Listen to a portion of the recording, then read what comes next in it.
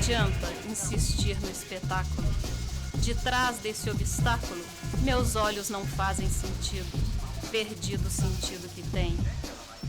Quem tem pressa, que esqueça. Em terra de surdo, palavras não criam sentenças. E se criam, não faz diferença. Meu nome é Ana Maria Caetano de Faria, eu sou professora de imunologia da UFMG desde 1995.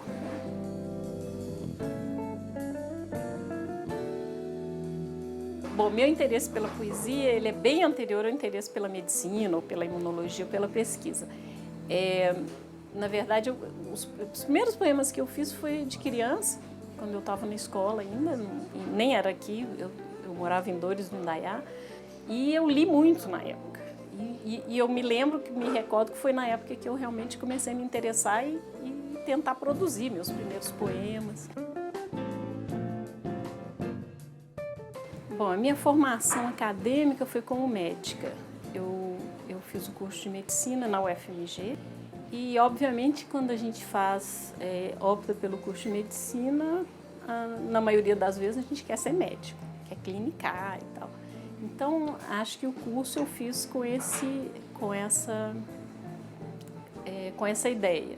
Mas, ao longo do curso, eu fui me interessando por uma série de questões mais relacionadas à pesquisa e descobri que eu tinha muito mais afinidade com alguma coisa que fosse mais questionadora, que trabalhasse com um universo de questões que ainda não estavam descobertas do que com a clínica. E aí eu descobri que eu gostava mais do desconhecido, do que ainda não se sabia e tal.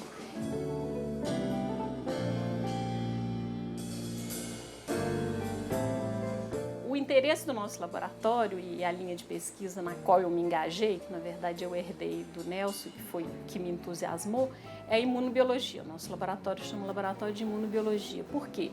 Porque a imunologia tradicionalmente tem construído seu conhecimento e feito suas pesquisas em torno da discussão de doenças infecciosas e da reatividade do sistema imune, da resposta imune contra algum agente ou infeccioso ou algum agente estranho que invade o organismo nessas situações. O que nós tentamos fazer é discutir quais são as atividades imunológicas, qual que é a atividade do sistema imune em situações naturais, fisiológicas, onde não existe doença.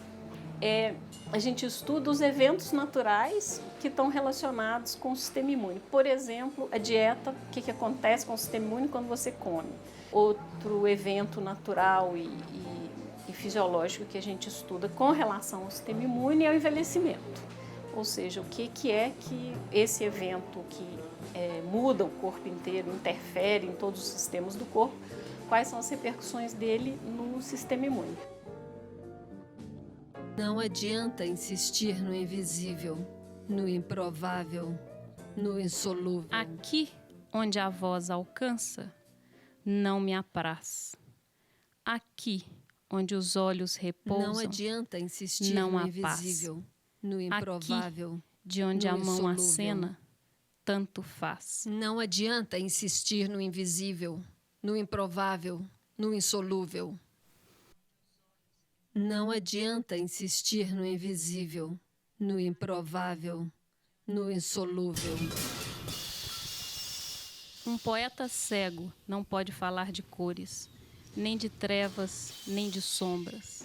Seu tempo não tem contorno, mas seu labirinto é um retorno à origem da luz.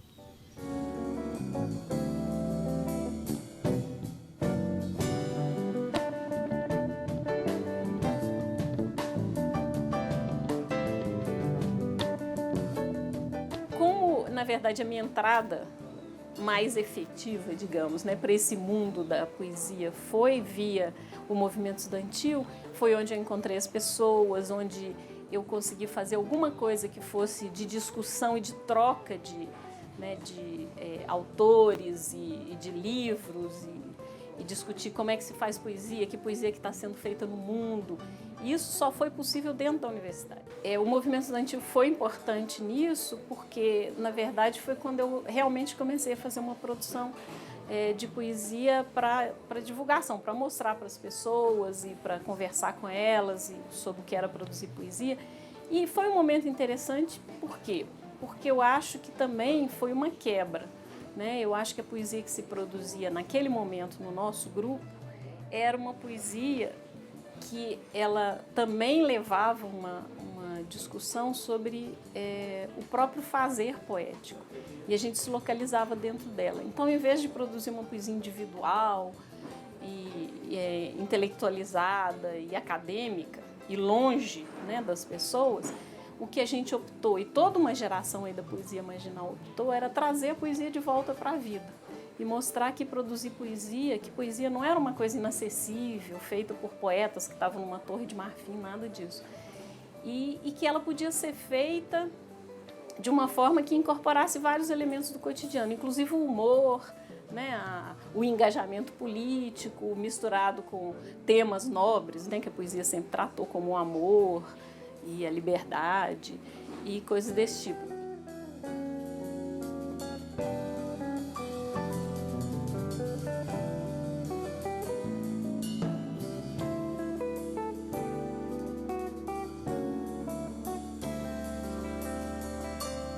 Pelo menos a minha produção de poesia foi sempre ligada a algum tipo de produção coletiva. Ou fazendo junto com o Levi, ou então junto com outras pessoas produzindo alguma coisa que fosse não somente para divulgar uma poesia autoral, né, que eu acho que é uma marca aí de quem fez poesia dentro desse movimento da poesia marginal, mas também de ser uma poesia que se engajou em projetos de editoração, de divulgação de poesia, né, que fosse um movimento coletivo. Mas a gente lê essa poesia dessa época, parece que é um poema só. A poesia era uma coisa muito mais coletiva. Vários poetas que fizeram poesia nessa época, depois que os grupos acabaram, pararam de fazer poesia. Fizeram um determinado momento, porque estava na turma, andando com a turma, aí o irmão fazia poema, estava na turma, fazia poema também, a namorada fazia, o namorado fazia. Era o núcleo ali, estimulava a coisa coletiva, não só de agir coletivamente, mas de produzir coletivamente.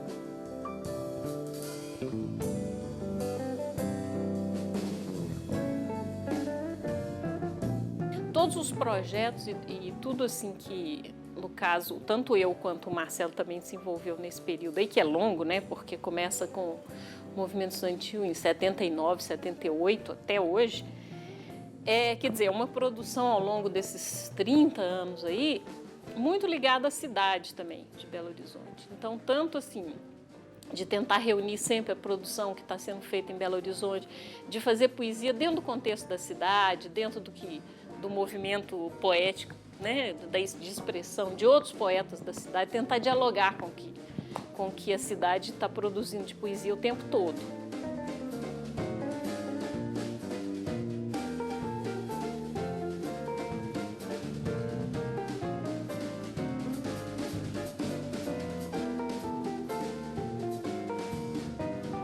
Essas duas atividades, eu acho que deve ser, para a maioria das pessoas, eu acho que influencia no sentido de que nós somos seres completos. E fazer uma atividade só, eu acho pouco. Eu acho que a gente sempre tem um outro lado que é muito importante desenvolver e, claro, que desenvolve a criatividade. Então, uma ajuda a outra de qualquer maneira, né? Mas não tem uma influência direta. E eu faço, inclusive, questão de separar. Acabou que não foi uma coisa programada, mas o meu nome que eu uso na produção científica é Ana Faria. Então eu assino Faria. E Ana Caetano eu uso para fazer poesia. Porque eu acho que são duas atividades diferentes, que partem de pressupostos diferentes e que devem ser julgadas por pessoas diferentes E a última coisa que eu queria ser, como eu tinha dito já para vocês, é a melhor poeta entre os imunologistas e a melhor pesquisadora entre os poetas. Então, eu acabo que na minha vida é bem separado. A poesia é o momento que eu me realizo talvez como uma pessoa, como uma pensadora. É onde que dá para voar, dá para exercitar a imaginação até fora do limite dela, porque eu acho que a ciência, embora ela tenha essa capacidade, né, de você procurar o desconhecido, ela tem regras muito precisas, né, até onde você pode ir. E eu acho que a poesia é esse momento de realização que você praticamente tem uma liberdade quase que ilimitada. A poesia, para mim, é isso, é um momento de exercício máximo da imaginação, exercício máximo do pensamento e um momento de êxtase. Assim. Eu acho que eu não sou uma pessoa religiosa, então, assim, meu momento místico é a poesia, onde realmente dá para fazer tudo.